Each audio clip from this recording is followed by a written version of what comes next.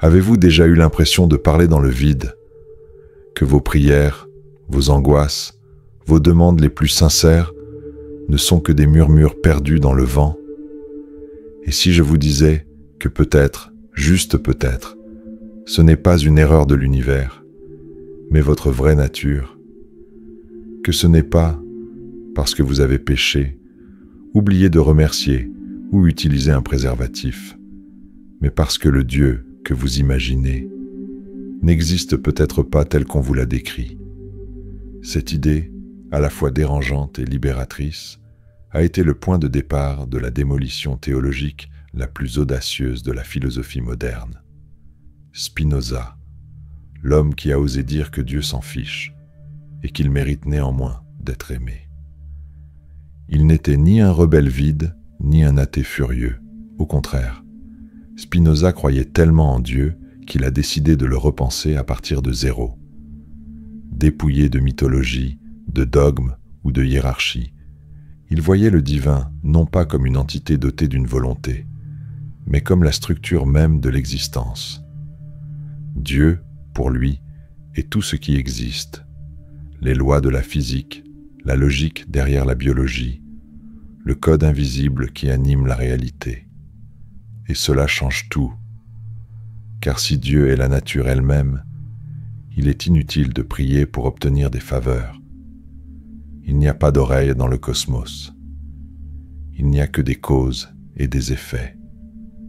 La plupart d'entre nous vivons comme si nous étions dans une file d'attente céleste, attendant que la chance tourne, que l'amour arrive, que la souffrance cesse. Mais Spinoza dit, ce n'est pas de la foi, c'est du marchandage. Et marchander avec l'univers est inutile. Il ne négocie pas. Il fonctionne, tout simplement. Dur, peut-être. Mais c'est de cette dureté que naît une nouvelle forme de liberté. La liberté d'arrêter de mendier des miracles et de commencer à comprendre les mécanismes qui régissent notre douleur. C'est le sujet de cette vidéo. Elle parle d'un philosophe exilé de sa propre culture pour avoir trop réfléchi. Du courage d'être lucide dans un monde qui préfère les miracles aux manuels. De la douleur d'être rejeté pour avoir dit la vérité. Et de la beauté de trouver malgré tout un sens à ce chaos. Tout au long de ce voyage, vous ne trouverez pas de promesses. Vous trouverez la clarté. Et si vous avez le courage d'aller jusqu'au bout, vous réaliserez peut-être que la foi la plus profonde ne réside pas dans ce que nous demandons au ciel, mais dans le silence que nous acceptons en nous lorsque nous comprenons enfin comment les choses sont. De nos jours, être annulé sur les réseaux sociaux est presque devenu un rite de passage. Vous dites ce que vous ne devriez pas, quelqu'un le coupe, le rend viral, la moitié d'Internet vous crucifie, et le lendemain, vous revenez avec des excuses génériques. Mais Baruch Spinoza a été annulé d'une manière qui aurait fait pleurer n'importe quel influenceur. En 1656, à l'âge de 23 ans, il a été excommunié de la communauté juive d'Amsterdam avec une sévérité effrayante. Il ne s'agissait pas d'un simple « ne venez plus à la synagogue ». C'était une sentence religieuse qui le maudissait à l'aube, au crépuscule, chez lui, dans la rue, dans la vie et dans la mort. La liste des malédictions semblait avoir été écrite par un scénariste apocalyptique. C'était comme être effacé de sa propre identité. Et la raison, Spinoza a osé penser. Il a osé remettre en question l'image de Dieu comme un juge céleste qui récompense les bons et punit les méchants. Il a remis en question la lecture littérale des Écritures et a proposé une vision plus rationnelle et impersonnelle du divin.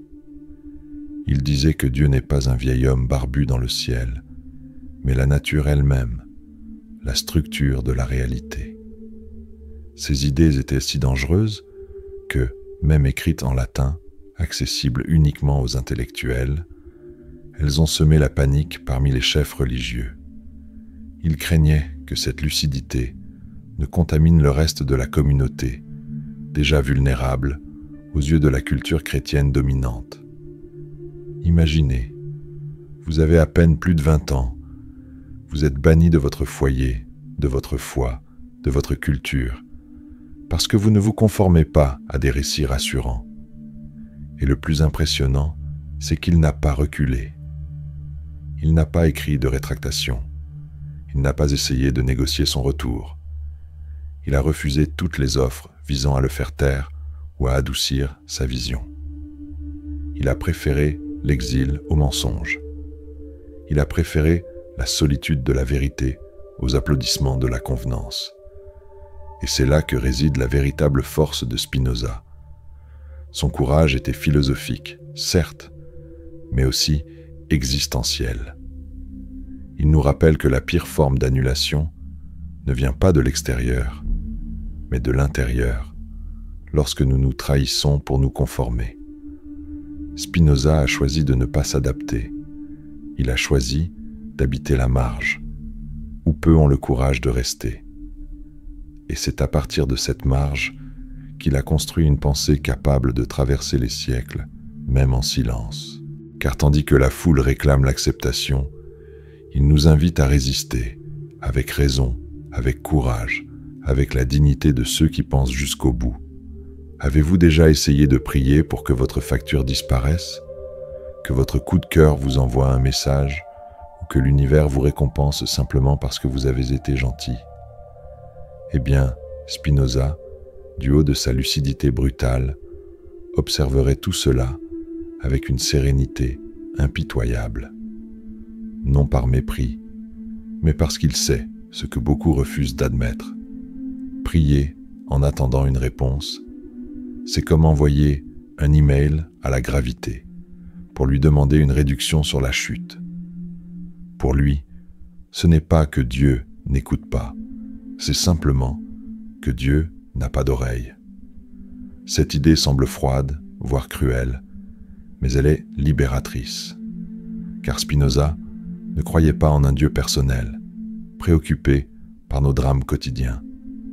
Dieu, pour lui, était la structure même de l'existence. Pas un gestionnaire cosmique qui évalue les demandes, mais le système lui-même en fonctionnement, la physique, la chimie, la biologie, la logique invisible qui gouverne tout. Demander à Dieu de changer la réalité en notre faveur reviendrait à attendre que l'océan change de goût parce que quelqu'un n'aime pas le goût du sel. Dans ce contexte, la prière devient une tentative enfantine de négocier avec des lois immuables. Mais Spinoza n'était pas un nihiliste. Il croyait profondément en la possibilité de la rédemption, non pas par le miracle, mais par la compréhension. La véritable prière, selon lui, c'est comprendre, observer, réfléchir, rechercher les causes et les liens qui régissent ce qui nous arrive. Lorsque nous souffrons, ce n'est pas parce que nous avons été abandonnés par un être supérieur. C'est parce que nous ne comprenons pas encore la chaîne de causes qui nous a amenés ici. Et cette ignorance est ce qui amplifie la douleur. Pour Spinoza, la maturité spirituelle, c'est quand on cesse de demander à l'univers de nous favoriser et qu'on commence à étudier l'univers tel qu'il est. Remplacer l'autel par la bibliothèque, les cris par la logique, le désespoir par la compréhension. Il ne nie pas la douleur, il refuse simplement le drame inutile. Car souffrir sans comprendre, c'est crier dans le noir. Mais lorsque vous allumez la lumière de la raison, même si la douleur persiste, elle prend forme, elle s'articule, elle devient apprentissage. C'est peut-être pour cela que ces idées dérangent encore autant, parce qu'elles nous arrachent au confort de la foi magique et nous jettent dans l'abîme de la responsabilité. Et dans cet abîme, il n'y a pas de promesse de fin heureuse, mais il y a une immense possibilité de clarté. Et la clarté dans ce monde chaotique est peut-être ce qui se rapproche le plus de la paix. La foi de Spinoza n'est pas dévotionnelle, elle est rationnelle. C'est la foi de ceux qui acceptent que le cosmos ne répond pas, mais révèle, à ceux qui sont prêts à comprendre. Vous êtes-vous déjà senti entraîné par la vie comme un chien qu'on tire vers la salle de bain, essayant de résister à quelque chose qui est déjà décidé? Cette métaphore simple illustre avec précision l'une des plus grandes contributions philosophiques de Spinoza, l'idée que résister à l'inévitable ne fait qu'augmenter la douleur. Et il n'était pas seul. Sa pensée dialogue avec celle d'un autre géant de l'âme humaine, Sénèque, le poète stoïque qui enseignait que la sagesse consiste à accepter ce que l'on ne peut contrôler. Spinoza s'est inspiré de cette source et est allé plus loin. Non seulement il a accepté que le monde suit un flux, mais il a dit que ce flux est Dieu en mouvement. Dieu non pas comme juge, mais comme nécessité. Selon lui, tout ce qui arrive arrive parce qu'il ne pouvait en être autrement. Il n'y a pas de hasard, de punition divine ou de privilège cosmique. L'univers suit des lois impersonnelles, et nous y sommes intégrés. Lorsque vous perdez votre emploi, que vous vous faites rejeter, ou que vous entrez en crise, ce n'est pas parce que l'univers vous a choisi comme cible. C'est parce que des causes antérieures, souvent invisibles à vos yeux, se sont déroulées jusqu'à ce point. Le sentiment d'injustice naît de notre désir enfantin d'être au centre de l'intrigue. Mais Spinoza offre une voie alternative. Il propose que la liberté n'est pas de faire ce que l'on veut, mais de comprendre pourquoi l'on veut ce que l'on fait. La liberté, c'est quand vous comprenez les forces qui vous animent et, au lieu de résister, vous avancez avec elles. Et cette compréhension ne vient pas d'une foi aveugle ou d'un déni. Elle vient d'une observation attentive, d'une recherche des causes, d'un effort pour penser clairement. Cette attitude exige du courage. Elle exige d'abandonner l'illusion du contrôle absolu et d'accepter l'humilité de faire partie de quelque chose de plus grand. Mais elle offre aussi une liberté réelle, non pas celle qui dépend des circonstances, mais celle qui naît de la lucidité. Lorsque vous comprenez ce qui vous pousse, vous pouvez utiliser cette force à votre avantage. Lorsque vous comprenez le collier, vous cessez de vous débattre et vous commencez à marcher. Et cela change tout, parce que la douleur cesse d'être un ennemi à vaincre et devient un signe à interpréter. La perte cesse d'être une tragédie et devient une transition. Le chaos se révèle être un ordre encore incompris. Spinoza ne veut pas que vous soyez passif face à la vie. Il veut que vous soyez un stratège lucide, quelqu'un qui transforme la compréhension en action intelligente. Car la vie va vous tirer vers le bas, cela ne fait aucun doute. Mais comprendre pourquoi et vers où est ce qui transforme cette chute en une marche consciente. Vous savez quand tout semble s'écrouler d'un coup? La carte bancaire est à découvert, le patron a piqué une crise, le chien a détruit la télécommande, et vous commencez à avoir l'impression que la vie s'est liguée contre votre équilibre émotionnel. Dans ces moments-là, la plupart des gens sombrent dans le désespoir, comme s'ils vivaient la fin dramatique d'un feuilleton cosmique. Mais Spinoza, avec son sang-froid presque chirurgical, lèverait un sourcil et dirait « Vous regardez au mauvais endroit ». Car selon lui, il existe une manière myope et une manière sage d'aborder la réalité. La première est celle de la majorité, la perspective du temps, immédiate, impulsive, noyée dans le présent. Tout semble urgent, tout semble être la fin du monde. Dans la logique du temps, une rupture est un échec affectif. Un licenciement est une condamnation à l'échec et une facture impayée est une menace existentielle. Mais Spinoza nous invite à changer d'angle. Il appelle cela sub specie aeternitatis, la perspective de l'éternité. Ce n'est pas du mysticisme bon marché. C'est une tentative rationnelle de voir la vie avec du recul, de se voir comme faisant partie d'un tout plus grand, où les événements cessent d'être des tragédies personnelles et deviennent les mouvements naturels d'un système beaucoup plus vaste. Lorsque vous commencez à penser ainsi, vous réalisez que l'univers n'est pas contre vous. Il est simplement là. Et tout ce qui arrive, la douleur, l'erreur, la perte, n'est pas une agression personnelle, mais un fragment nécessaire d'un tout qui ne tourne pas autour de votre nombril. Au début, cela fait mal. Cela fait mal parce que cela démantèle le drame. Ça fait mal parce que ça nous oblige à sortir du rôle de victime. Mais cette douleur fait place à quelque chose de rare et de précieux, la clarté. Dans la perspective de l'éternité, vous commencez à réagir moins et à réfléchir plus. Vous comprenez que la souffrance a un contexte, que la perte a une fonction, que l'instabilité fait partie du flux. Et surtout, vous réalisez que vous n'êtes pas le centre, mais un maillon. Et cela ne diminue en rien votre importance. Au contraire, cela élargit votre conscience. Cela apporte une paix qui ne vient pas du contrôle, mais de la compréhension. Et lorsque vous comprenez, le désespoir perd de sa force. Le cri devient silence. Le chaos devient rythme. Spinoza ne voulait pas que nous vivions anesthésiés. Il voulait que nous apprenions à voir avec un regard plus large. Et quand vous commencez à le faire, vous découvrez que beaucoup des douleurs qui vous écrasaient ne semblaient grandes que parce que vous les regardiez de trop près. Prendre du recul, zoomer, est l'acte le plus mature qui soit. Et peut-être, juste peut-être, est-ce ce qu'il voulait dire quand il parlait d'éternité.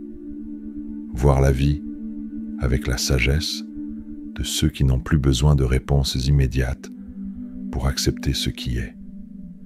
Vous pouvez écrire l'un des livres les plus puissants de l'histoire, rempli d'idées capables de libérer des millions de consciences, et pourtant être mis de côté. Spinoza l'a fait.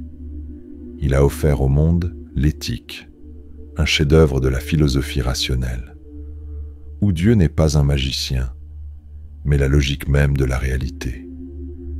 Mais contrairement aux textes religieux qui ont été transformés en tatouages, séries télévisées et slogans sur des t-shirts, son livre a été relégué sur les étagères poussiéreuses des universités. Et ce n'est pas sa complexité qui en est la cause, mais sa froideur émotionnelle, son excès de confiance dans la raison. Spinoza a oublié que l'être humain a besoin de plus que des vérités. Il a besoin de beauté. Il a besoin de musique, de symboles, de vin et d'histoire, avec des fins réconfortantes, même illusoires. Alors qu'il offrait la clarté, la religion offrait l'appartenance. Alors qu'il nous donnait la logique, la foi traditionnelle nous donnait une étreinte. Et cela a du poids, car au fond, personne ne veut seulement comprendre. On veut sentir qu'on appartient, qu'on est accepté, qu'on fait partie de quelque chose de plus grand que le bulletin d'incident de l'existence. L'éthique ne remplit pas les temples parce qu'elle est trop sincère, parce qu'elle ne promet pas l'impossible. Elle ne vous dit pas que tout ira bien, mais elle vous apprend à comprendre pourquoi les choses sont telles qu'elles sont. Et cette sincérité, bien que rare, fait peur. Spinoza était un ingénieur qui essayait d'expliquer le truc dans un monde qui préfère l'enchantement. Et c'est pourquoi son œuvre est restée dans l'ombre, là où reposent les idées, qui ne promettent pas de miracle, mais qui offrent la liberté. Mais il est peut-être temps de renverser la tendance. Peut-être que ce qui manque, ce n'est pas de la magie, mais le courage d'affronter la réalité avec maturité. Peut-être que ce qui nous libère n'est plus une prière, mais le silence qui suit la compréhension. Et si cela a eu un sens pour vous, si à un moment donné de cette vidéo, vous avez senti quelque chose bouger en vous, alors laissez un like, abonnez-vous à la chaîne. Et si vous souhaitez aller plus loin, pensez à soutenir ce travail par une contribution, quel qu'en soit le montant. Votre soutien renforce ce projet et permet à des réflexions comme celle-ci d'atteindre plus de personnes, dans plus d'endroits, dans un monde de plus en plus bruyant et assoiffé de lucidité. La clarté offerte par Spinoza ne remplit pas les temples, mais elle peut éclairer les consciences.